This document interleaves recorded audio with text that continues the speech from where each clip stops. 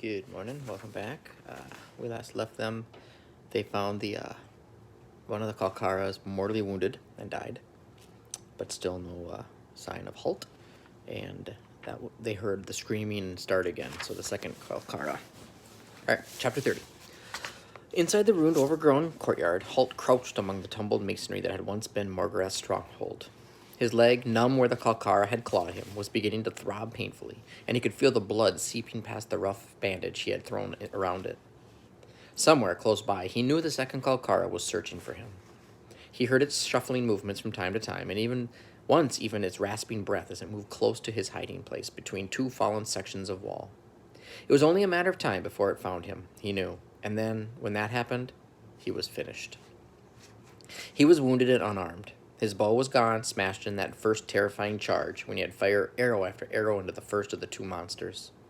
He knew the power of his bow and the penetrative qualities of his razor-sharp, heavy arrowheads. He couldn't believe that the monster had continued to absorb that hail of arrows and still come on, seemingly undaunted. By the time it faltered, it was already too late for Halt to turn his attention to his companion. The second Kalkara was almost upon him, its massive talon paw smashing the bow from his grasp, so that he barely had time to scramble for safety onto the ruined wall. As it clawed its way after him, he had drawn his sax knife and tried to strike at the terrible head. But the beast had been too fast for him, and the heavy knife merely glanced off one of its armored forearms. At the same time, he had found himself confronted by its red, hate-filled eyes and felt his mind leaving him, his muscles freezing in terror as he was drawn into that horrific beast before him. It took an immense effort to wrench his eyes away from the creature's gaze, and he staggered back, losing the sax knife as the bear-like claws swiped at him and ripped down the length of his thigh. Then he had run, unarmed and bleeding, trusting to the maze-like confusion of the runes to evade the monster behind him. He had sensed the change in the Kalkara's movements around late afternoon. Their steady and previously this is a flashback now, okay? He had sensed the change in the Kalkara's movements around late afternoon. Their steady and previously undeviating path to the northeast suddenly changed as the two beasts abruptly separated, each turning through 90 degrees and moving in different directions into the forest that surrounded them. Their trails, up until then, were so easy to follow, also showed signs of concealment, so that only a tracker as skilled as a ranger would be able to follow them. For the first time in years, Halt felt a cold stone of fear in his belly as he realized that the Kalkara were now hunting him. The ruins were close by, and he elected to make a stand there, rather than in the woods. He knew the Kalkara would come after him once night fell, so he prepared as best he could, gathering deadfall wood to form the bonfire. He even found half a jar of cooking oil in the ruins of the kitchen. It was rancid and foul-smelling, but it would still burn. He poured it over the pile of wood and moved back to a spot where he could place the wall to his back. He had fashioned a supply of torches and kept them burning as darkness fell, and he waited for the implacable killers to come for him. He sensed them before he saw them. Then he made out the two shambling forms, darker patches against the darkness of the trees. They saw him immediately, of course. The flickering torch jammed into the wall behind him made sure of that. But they missed the pile of oil-soaked wood, and that was what he had been counting on. As they screamed their haunting cries, he tossed the burning torch into the pile, and the flames leaped up instantly, flaring yellow in the darkness. For a moment, the beasts hesitated. Fire was their one fear, but they saw the ranger was nowhere near the flames, and they came on, straight into the hail of arrows that Halt met them with. If they had another 100 meters to cover, he might have managed to stop them both. He still had over a dozen arrows in his quiver, but time and distance were against him, and he had barely escaped with his life. Now he huddled beneath two pieces of masonry that formed an A-shaped refuge, hidden in a shallow indentation in the ground. His cloak concealing him, as it had for years. His only hope now was that Will would arrive with Errol and Rodney. If he could evade the creature until that help came, he might have a chance. He tried not to think of the other possibility, that Galan would arrive before then, alone and armed only with his bow and sword. Now that he had seen the Kalkara up close, Halt knew that one man had little chance of standing against it. If Galan arrived before the knights, he and Halt would both die here. The creature was quartering the old courtyard now like a hunting dog in search of game, adopting a methodical search pattern, back and forth, examining every space, every cranny, every possible hiding place. This time he knew it would find him. His hand touched the hilt of his small throwing knife, the only weapon left to him. It would be puny, almost useless defense, but it was all he had left. Then he heard it. The unmistakable heavy drumming of Battle Horse's hooves. He looked up, watching the Kalkara through a small gap between the rocks that concealed him. It had heard them, too. It was standing erect, its face turned toward the sound outside the ruined walls. The horses stopped, and he heard the ringing scream of the mortally wounded Kalkara outside as it challenged these new enemies. The hoofbeats rose again, gaining speed and momentum. Then there was a scream and a gigantic red flash that towered for a moment into the sky. Dimly, Halt reasoned that the first Kalkara must have been thrust into the fire. He began to inch back, wriggling out of his hiding place. Perhaps he could outflank the remaining Kalkara, moving to the side and scaling the wall before it noticed him. The chances seemed good. Its attention was drawn now to whatever was happening outside. But even as he had thought, he realized it was no option. Though the Kalkara had apparently forgotten him for the moment, he was moving stealthily toward the tumbled masonry that formed a rough stairway to the top of the wall. In a few minutes, it would be in position to drop on his unsuspecting friends on the other side, taking them by surprise. He had to stop it. Halt was clear of the hiding place now, the small knife sliding free of the sheath almost of its own volition as he ran across the courtyard, dodging and weaving among the scattered rubble. The Kalkara heard him before he had gone half a dozen paces, and it turned back on him, terrifying in its silence as it loped ape-like to cut him off before he could warn his friends.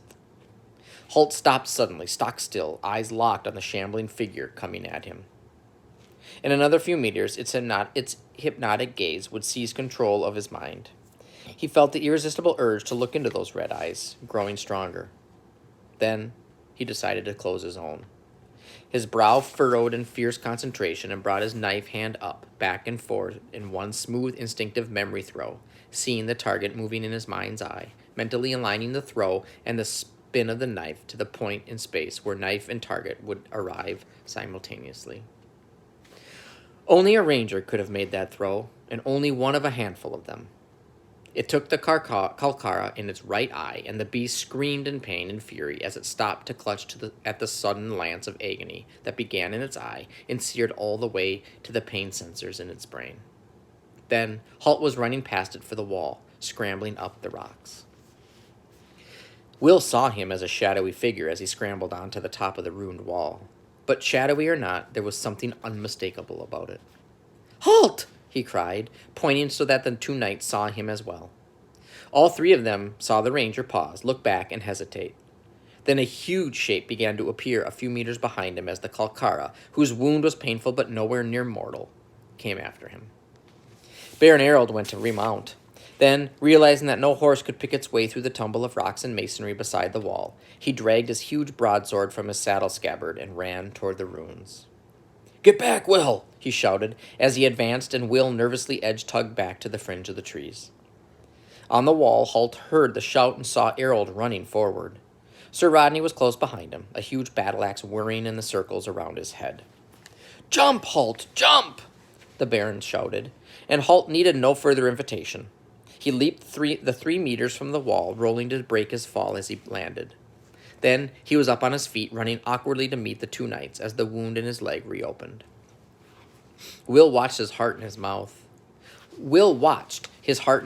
As Halt ran toward the two knights. The Kalkara hesitated a moment, then screaming a blood-curdling challenge, it leaped after them.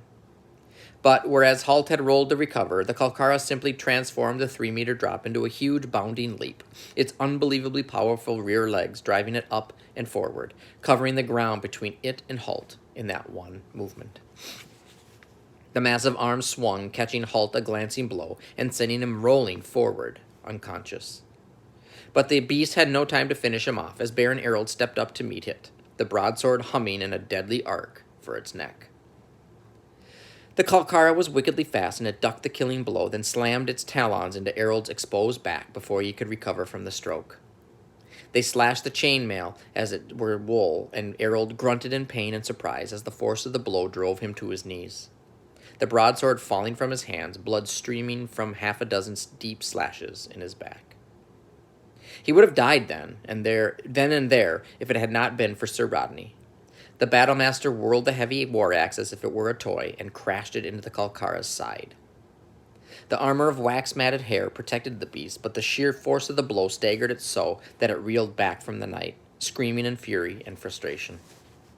Sir Rodney advanced, placing himself protectively between the Kalkara and the prone figures of Halt and the Baron, his feet set, the axe drawing back for another crushing blow.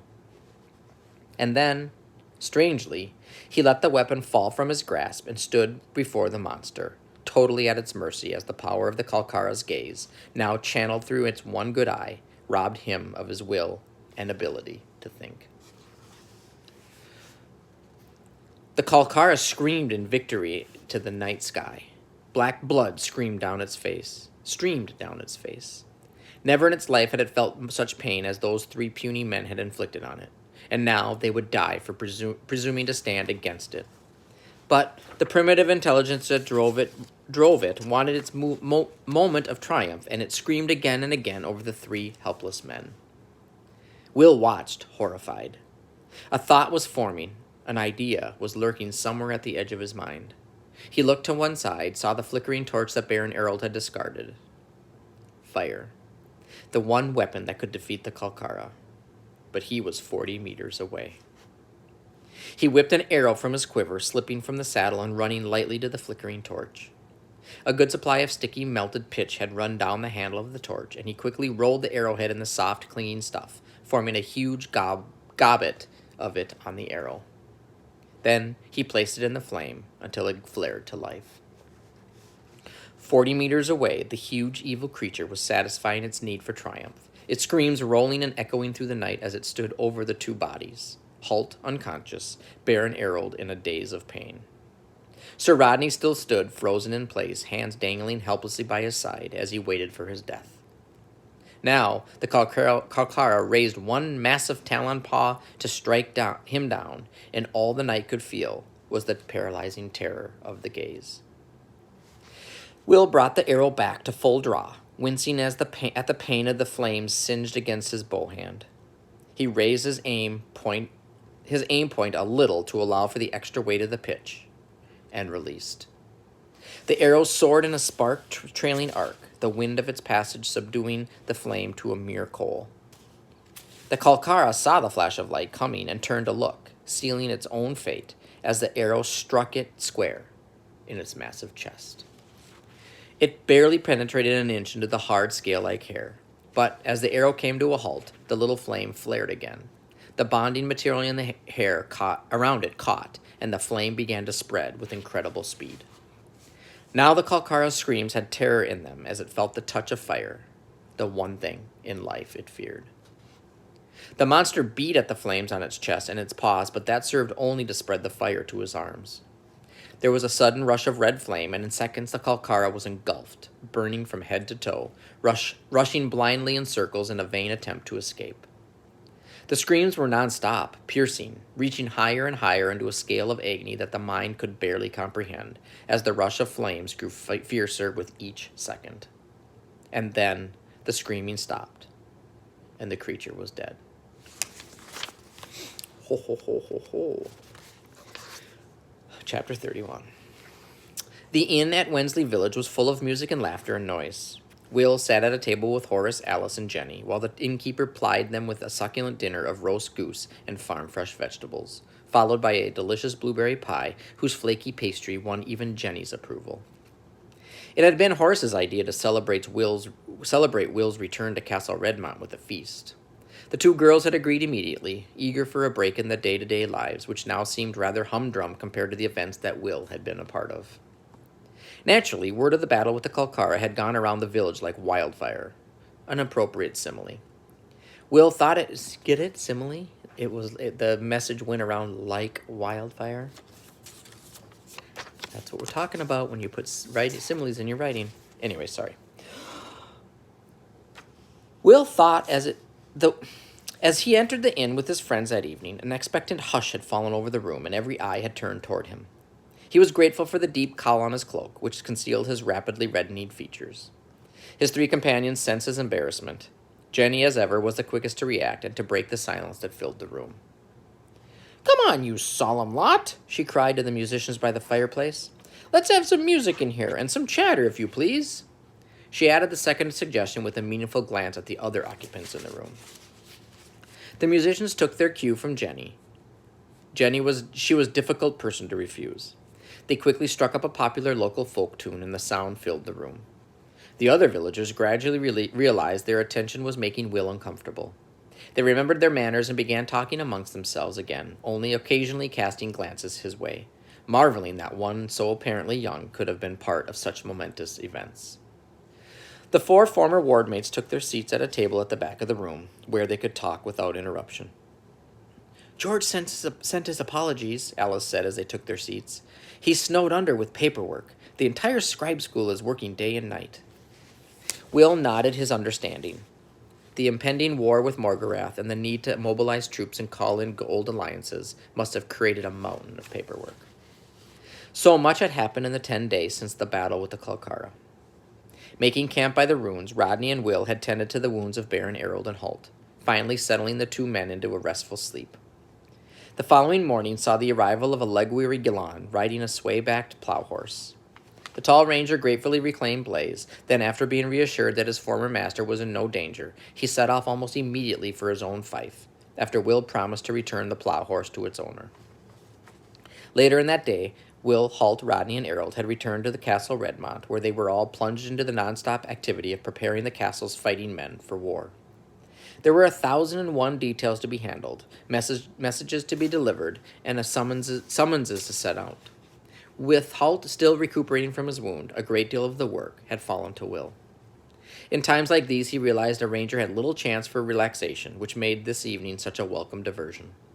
The innkeeper bustled importantly to their table and set down 4 glass tankards and a jug of non-alcoholic beer he brewed from ginger root before them. "No charge for this table tonight," he said. "We're privileged to have you in our establishment, Ranger." He moved away, calling to one of his serving boys to come and attend the ranger's table. "And be quick smart about it." Alice raised one eyebrow in amazement. "Nice to be with a celebrity," she said. "Old Skinner usually holds on to a coin so tight the king's head suffocates." Will made a dismissive gesture. "People exaggerate things," he said. But Horace leaned forward, his elbows on the table. "So tell us about the fight," he said, eager for details. Jenny looked wide-eyed at Will. "I can't believe how brave you were," she said admiringly. "I would have been terrified." "Actually, I was petrified," Will told him with a rueful grin. "The Baron and Sir Rodney were the brave ones. They charged in and took those creatures on at close quarters. I was 40 or 50 meters away the whole time." He described the events of the battle, without going into too much detail in his description of the Kalkara. They were dead and gone now, he thought, and best forgotten as soon as possible. Some things didn't need dwelling on. The 3 others listened, Jenny wide-eyed and excited, Horace eager for details of the fight, and Alice calm and dignified as ever, but totally engrossed in his story. As he describes his solo ride to summon help, Horace shook his head in admiration. "Those ranger horses must be a breed apart," he said. Will grinned at him, unable to resist the jibe that rose to his mind. "The trick is staying on them," he said, and was pleased to see a matching grin spread over Horace's face as they both remembered the scene at the Harvest Day Fair. He realized with a small glow of pleasure that his relationship with Horace had evolved into a firm friendship, with each viewing the other as an equal. Eager to slip out of the spotlight, he asked Horace how life was progressing in battle school. The grin on the bigger boy's face widened. "A lot better these days, thanks to Halt," he said, and as Will adroitly plied him with more questions, he described life in the battle school for them, joking about his mistakes and shortcomings, laughing as he described the many punishment details he had attracted. Will noticed how Horace, once inclined to be boastful and a little arrogant, was far more self-effacing these days. That means, like, just pointing out your own flaws. He suspected that Horace was doing better as an apprentice warrior than he let on. It was a pleasant evening, all the more so after the strain and terror of the hunt for the Kalkara.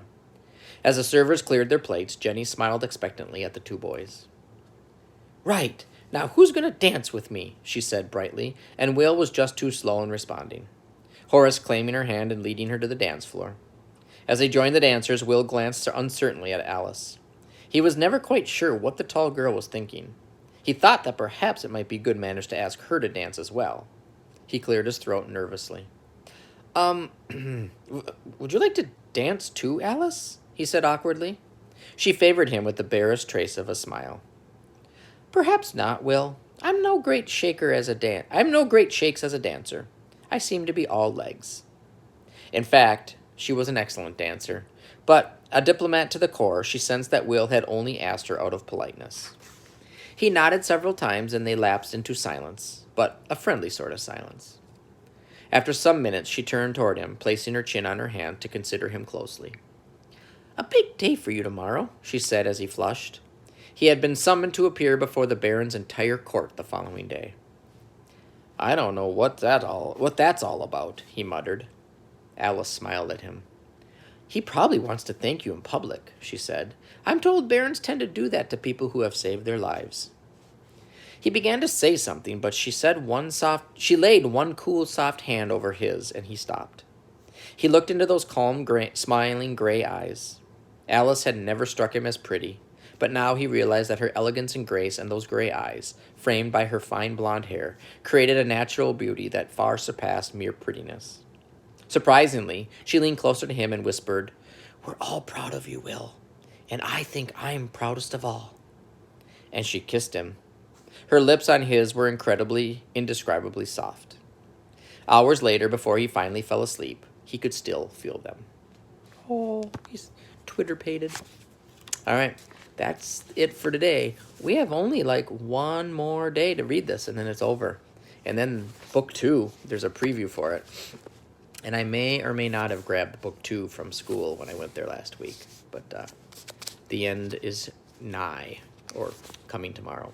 Anyways, have a good day.